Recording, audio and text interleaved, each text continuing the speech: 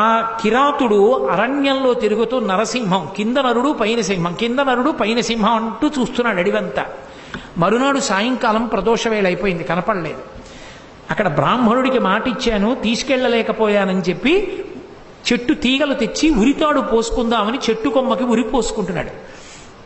నరసింహస్వామి వారు ఆవిర్భవించి వచ్చి దర్శనమిచ్చారు.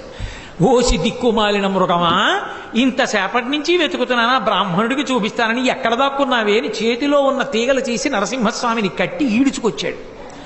ఈడ్చుకొచ్చి పద్మపాదాచార్యుల వారి దగ్గర నించోబెట్టాడు. ఆయనకేం కనపడలేదు. ఏమిటి నరసింహస్వామి వచ్చారంటావేమిటన్నారు. రాకపోవడం ఏమిటి, నిన్న నుంచి వెతుకుతున్నాను నిద్రాహారం లేకుండా, ఇగో ఇప్పుడు దొరికింది, సాయంకాలం చచ్చిపోదామంటే అన్నారు.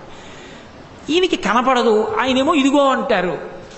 అప్పుడు ఆయన కనపడలేదు, మాట వినపడింది పద్మపాదాచార్యుల వారికి. కొన్ని కోట్ల జన్మలు తపస్సు చేస్తే ఎంత దృష్టికి